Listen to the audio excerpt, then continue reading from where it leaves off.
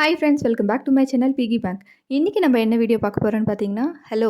அதுக்கு முன்னாடி இவ்வளோ நாள் ஏன் வீடியோ போடல, அதுக்கு பதில் சொல்லுங்கள். அதுக்கப்புறம் வீடியோ போடலாம் அப்படின்ட்டு நீங்கள் சொல்கிறது எனக்கு கேட்குதுங்க. சாரி, நான் இவ்வளோ நாள் சம்மர் வெக்கேஷனுக்காக அட்வான்ஸாக என்னோடய சிஸ்டர் வீட்டுக்கு போயிட்டேன். என் பொண்ணுக்கு பார்த்திங்கன்னா லீவ் வந்துடுச்சு. ஸோ அதனால் நாங்கள் அக்கா வீட்டுக்கு போயிட்டோம். அங்கே குட்டீஸ்லாம் கொஞ்சம் அதிகமாக இருப்பாங்க. அதனால் என்னால் வீடியோ ஷூட் பண்ணவும் முடியல, எடிட் பண்ண முடியல, வாய்ஸ் கொடுக்க முடியல. அதனால தான் வீடியோ அப்லோட் பண்ண முடியல. பட் அங்கே போனதும் நமக்கு கொஞ்சம் ஒரு யூஸ்ஃபுல்லாக தாங்க இருந்தது. என்னோட சிஸ்டரோட இயரிங் கலெக்ஷன் நான் ஷூட் பண்ணிட்டு வந்திருக்கேன். அவங்க காட்டு அப்படின்னு சொன்னாங்க. பட் என்னோடய கலெக்ஷன்லாம் அவங்களுக்கு பிடிக்குமான்னு தெரியல அப்படின்னு சொன்னாங்க. நம்ம வியூவர்ஸ் அந்த மாதிரி கிடையாது. எல்லாமே லைக் பண்ணுவாங்கன்னு சொல்லிட்டு தான் நான் வீடியோ ஷூட் பண்ணிட்டு வந்திருக்கேன். அவங்களோட பர்மிஷனோட தான் நான் வீடியோ அப்லோட் பண்ணுறேன். இப்போ வாங்க அவங்க என்னென்ன கலெக்ஷன் வச்சுருக்காங்க அப்படின்னு சொல்லிட்டு நான் காட்டுறேன். ஃபஸ்ட்டு நீங்கள் பார்த்துட்ருக்க இந்த இயரிங் பார்த்தீங்கன்னா, என்னோடய அக்காவோட வெட்டிங் இயரிங் இது. இது 1 பவுனில் அப்பா வாங்கி கொடுத்துருந்தாங்க. கல் வச்ச கம்பல். இது ரொம்ப ஃபேமஸாக இருந்தது அப்போது. இது மோஸ்ட்லி நிறைய பேர்கிட்ட இருக்கும் இந்த கலெக்ஷன் அப்படின்னு சொல்லியிருந்தாங்க. யார்கிட்டலாம் இந்த கலெக்ஷன் இருக்குது கீழே கமெண்ட்டில் சொல்லுங்கள். இதுக்கு முன்னாடி ஒரு வீடியோவில் சொல்லியிருப்பேன். லைஃப் டைம்லேயே ஃபஸ்ட் டைம் ஒரு ஜுவல்லரி ஷாப் போனேன். ரொம்ப பிரமிப்பாக இருந்தது அப்படின்னு சொன்னேன் பார்த்தீங்களா, அந்த கடையில் வாங்கின இயரிங் தான். லலிதா ஜுவல்லரியில் வாங்கியிருந்தோம் சென்னையில். இந்த இயரிங் வாங்கி 8 வருஷத்துக்கு மேலே இருக்கும். ஒரு ஸ்டோன் கூட விழலை. நல்ல சூப்பராக இருக்குது அப்படின்னு சொல்லியிருந்தாங்க. டெய்லி வேர்லாம் அவங்க பண்ணியிருக்காங்க. ஃபங்க்ஷனும் யூஸ் பண்ணியிருக்காங்க. கல் ஒன்று கூட பார்த்திங்கன்னா ஃபேட் ஆகவே இல்லை. அந்தளவுக்கு குவாலிட்டியாக இருக்குது அப்படின்ட்டு மென்ஷன் பண்ணியிருந்தாங்க. நெக்ஸ்ட்டு பார்க்குற இந்த இயரிங் ஜிஆர்டியில் வாங்கியிருந்தோம். இது பார்த்திங்கன்னா, எங்ககிட்ட இருந்த பழைய கோல்டு எக்ஸ்சேஞ்ச் பண்ணி வாங்கும்போது வாங்கியிருந்த இயரிங் இது. இது மொத்தம் 6 கிராம் வரும். ஒரு கம்பலில் 3 லக்ஷ்மி பதிச்சிருப்பாங்க. பார்க்கவே கொஞ்சம் அழகாக இருந்ததுன்னு சொல்லிட்டு வாங்கியிருந்தாங்க. பட் இது டெய்லி வேர்லாம் அவங்க பண்ணதே கிடையாது. ஏதாவது ஒரு ஃபங்க்ஷன் மட்டும் வேர் பண்ணுவாங்க. இந்த இயரிங் பார்க்க எவ்வளோ அழகாக இருக்கோ, அதே அளவு அந்த அளவுக்கு குவாலிட்டி இல்ல. நான் சொன்ன அதே சேம் ப்ராப்ளம் இவங்களும் ஃபேஸ் பண்ணியிருக்காங்க. அந்த ஜாயிண்ட்லலாம் பார்த்திங்கன்னா லைட்டாக விட்டு போச்சு. நான் மறுபடியும் ஜாயின் பண்ணி யூஸ் பண்ணிகிட்ருக்கேன் அப்படின்னு சொல்லிட்டு இருந்தாங்க. மறுபடியும் எக்ஸ்சேஞ்ச் பண்ணி வாங்கினா நமக்கு நிறைய லாஸ் ஆகும் அப்படின்ட்டு அப்படியே வேர் பண்ணிட்டு வராங்க. இந்த இயரிங் வாங்கும்போதே அவங்க டெய்லி வேர் பண்ணுற மாதிரி நல்லா ஸ்டெடியாக, ஸ்ட்ராங்காக இருக்கிற மாதிரி கொடுங்கன்னு சொல்லி தான் அவங்க கேட்டு வாங்கினாங்க. பட் டெய்லி வேர் பண்ண அந்த அளவுக்கு ஸ்ட்ராங்காக இல்லை அப்படின்ட்டும் சொல்லியிருந்தாங்க. டீட்டெயிலிங்லாம் நல்லாவே இருக்கும். பார்க்கவும் பார்வையாக இருக்கும். 1 பவுன் கம்பல் போட்ட மாதிரி ஒரு நல்ல லுக்காக இருக்க மாதிரியான ஒரு கம்பல் தான். இந்த கம்பலை டெய்லி வேர் பண்ண முடியலையே அப்படின்ற ஒரு ஃபீலிங் மட்டும்தான் அவங்களுக்கு இருக்குது. மற்றபடி நல்லா இருக்குது அப்படின்னு சொல்லியிருந்தாங்க. தேர்டு பார்க்கக்கூடிய இந்த இயரிங்குமே ஜிஆர்டியில் வாங்கியிருந்தாங்க. இதில் ஒரு பேட் எக்ஸ்பீரியன்ஸ் இருக்குது அப்படின்னு சொல்லிட்டு அவங்க ரொம்ப சேடாக ஷேர் பண்ணியிருந்தாங்க ஒரு இன்ஃபர்மேஷனை. இந்த இயரிங் பார்த்திங்கன்னா, அவங்க சிட்டு பே பண்ணி தான் வாங்கியிருந்தாங்க. ஒரு 4 கிராம் வர மாதிரியான சிட்டு பே பண்ணி தான் மெச்சூரிட்டி டைமில் வாங்க போயிருக்காங்க. பட் அங்கே பார்த்தீங்கன்னா, வெறும் 4 கிராமில் 4 கம்பல் தான் காட்டினாங்க. அதுக்கு மேலே வேறு எந்த கலெக்ஷனுமே காட்டல.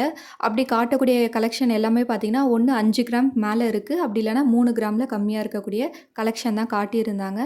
4 கிராமில் கரெக்டாக நாங்கள் எடுக்கக்கூடிய வெயிட்டில் பார்த்திங்கன்னா, ஒரு 4 பீஸ் மட்டும் காட்டிட்டு வேறு எந்த கலெக்ஷனுமே இல்லைன்னா நீங்கள் கொஞ்சம் அபோவாக வாங்குற மாதிரி இருக்கும் அப்படின்ற மாதிரி ரொம்பவே ஃபோர்ஸ் பண்ணிகிட்டே இருந்திருக்காங்க. அவங்களுமே எக்ஸ்ட்ரா எந்த அமௌண்ட்டும் எடுத்துகிட்டு போகாததால் வேறு வழியே இல்லாமல் அவங்க காட்டின அந்த 4 இயரிங்கில் இருக்கக்கூடிய ஒரு பெஸ்ட்டான இயரிங்காக பார்த்து இந்த இயரிங் எடுத்துகிட்டு வந்திருந்தாங்க. ரொம்ப கஷ்டமாக இருந்தது. ஒரு 4 கிராமில் எடுக்கிறோம், ஒரு அரை பவுனில் நகை எடுக்கிறோன்னா எந்த அளவுக்கு கலெக்ஷன் எதிர்பார்த்து நம்ம போவோம். பட் அங்கே பார்த்திங்கன்னா ரொம்ப கஷ்டப்படுத்துகிற மாதிரி ஒரு கம்மியான கலெக்ஷன் தான் காட்டினாங்க அப்படின்னு சொல்லியிருந்தாங்க. இந்த இயரிங் நல்லா தான் இருக்குது அப்படின்னு நான் சொன்னாலுமே, அவங்க வேறு மாதிரியான ஒரு கலெக்ஷன் எதிர்பார்த்து போயிருக்காங்க. பட் வேறு வழியே இல்லாமல் வாங்குற மாதிரி ஆயிடுச்சு. ஜிஆர்டியில் எப்போவுமே நகைச்சீட்டு போட்டு நம்ம நகை எடுக்கிறோன்னா கம்மியான கலெக்ஷன் தான் காட்டுறாங்க. அது எனக்கு மட்டும்தான் நடக்குதுன்னு நினச்சிட்டு இருந்தேன். இப்போ பார்த்தீங்கன்னா, என்னோடய அக்காவுமே இதில் அஃபெக்ட் ஆகியிருக்காங்க. அவங்களுக்குமே அந்தளவுக்கு கலெக்ஷன் காட்டல. பர்டிகுலராக சிட்டு பே பண்ணி நகை வாங்குறது இருந்தால் கலெக்ஷன் அந்தளவுக்கு காட்ட மாட்டாங்க. அதுலேருந்து நான் ஜிஆர்டிக்கு போகிறதே ஸ்டாப் பண்ணிட்டேன் அப்படின்ற மாதிரியும் சொல்லியிருந்தாங்க. ஜிஆர்டியில் சிட்டு பே பண்ணி நகை வாங்குறதா இருந்தால் ரொம்ப உஷாராக இருங்க. கொஞ்சம் எக்ஸ்ட்ராவே அமௌண்ட்டை கையில் வச்சுக்கோங்க. அவங்க காட்டக்கூடிய கலெக்ஷன் பிடிக்கலன்னா அமௌண்ட் எக்ஸ்ட்ரா பே பண்ணி உங்களுக்கு பிடிச்ச மாதிரி வாங்கிக்கோங்க. இப்போ அடுத்த கலெக்ஷன் பார்க்கலாம். அடுத்து நீங்கள் பார்த்துட்ருக்க இந்த இயரிங் பார்த்தீங்கன்னா, ஜாய் அலுகாஸில் வாங்கியிருக்காங்க. இதுவுமே சிட்டு பே பண்ணி தான் வாங்கியிருக்காங்க. பட் என்ன ஆயிடுச்சுன்னா, அவங்களால அந்த சிட்டை கம்ப்ளீட் பண்ண முடியாமல் பாதியிலே ஸ்டாப் பண்ணியிருக்காங்க. ரூ. 1000 தான் நகைச்சீட்டு பே பண்ணியிருக்காங்க. பட் 7 மந்த் மட்டும் தான் அவங்களால கட்ட முடிஞ்சது. அதுக்கு மேலே என்னால் கட்ட முடியல அப்படின்னு சொல்லிட்டு அப்படியே ஸ்டாப் பண்ணிவிட்டு மெச்சூரிட்டி டைமில் வாங்க போயிருக்காங்க. அப்போ அவங்க என்ன சொல்லியிருக்காங்கன்னா, நீங்கள் கம்ப்ளீட்டாக பே பண்ணால் மட்டும்தான் எல்லா பெனிஃபிட்டுமே கிடைக்கும். அப்படி இல்லைனா எக்ஸ்ட்ரா வேஸ்டேஜு எல்லாமே நீங்கள் பே பண்ணி வாங்குற மாதிரி இருக்கும் அப்படின்னு சொல்லிட்டு எல்லாமே பே பண்ணி தான் இந்த 2 கிராம் இயரிங் வந்து அவங்க வாங்கிட்டு வந்தேன் அப்படின்னு சொல்லியிருந்தாங்க. அப்போ அந்த டைமில் ரூ. 1000 சீட்டை வந்து அவங்க கம்ப்ளீட் பண்ணியிருந்தா கிட்டத்தட்ட 5 கிராம் வந்து நகை எடுத்திருக்கலாம். அந்த அளவுக்கு நகையோட விலை கம்மியாக இருந்தது. என்னோட சிச்சுவேஷன் வந்து என்னால் கம்ப்ளீட் பண்ண முடியாமல் போயிடுச்சு. அதனால் இவ்வளோ கம்மி கிராமில் ஒரு ஜுவல் வந்து வாங்கிட்டு வந்தேன் அப்படின்ட்டு ஒரு மாதிரி கஷ்டமாக சொல்லியிருந்தாங்க. பட் ஜாய் அலுகாஸில் வந்து 2 கிராமில் வந்து பார்த்திங்கன்னா நிறைய கலெக்ஷன் காட்டினாங்க. பார்க்கவே ரொம்ப அழகாக யூனிக்காக இருக்கக்கூடிய டிசைன்லாம் இருந்தது. ஸோ எனக்கு பிடிச்ச மாதிரி ஒரு ஜுவல் எடுத்தேன் அப்படின்ற மாதிரியும் சொன்னாங்க. இந்த இயரிங் அவங்க சொல்லும்போது எனக்கு ரொம்ப ஷாக்கிங்காக இருந்தது. பிஃபோர் கொரோனா டைமில் வந்து இந்த இயரிங் வந்து வாங்கியிருக்காங்க. அதாவது ரூ. 7,000க்கு செய்கூலி, சேதாரம், ஜிஎஸ்டி எல்லாமே பே பண்ணி ரூ. 7,300க்கு இந்த நகை வந்து வாங்கியிருக்காங்க. இப்போ 1 கிராமோட ரேட்டு ரூ. 8,000க்கு மேலே போயிட்டுருக்கு. அப்படின்னும்போது இந்த இயரிங் பார்க்கும்போதே எனக்கு ரொம்ப பிரமிப்பாக இருக்குது. இந்த இயரிங் அவங்க டெய்லி வேர் பண்ணதாகவும், ஆனால் வந்து ஒரு டைம் கூட பிரேக் ஆனதில்ல. லைட்டாக அந்த மேலே வந்து மட்டும் நசுங்குன மாதிரி ஆச்சு. மற்றபடி நல்லாவே உழைக்குது இந்த கம்பல் அப்படின்ற மாதிரியும் சொன்னாங்க. அது ஏன்னே தெரியலங்க. இப்போ வாங்கக்கூடிய 2 கிராம் இயரிங்லாம் சீக்கிரமாகவே பிரேக் ஆகிடுது. அதாவது 4 கிராம் மேலே வாங்கினா கூட பிரேக் ஆகிடுது.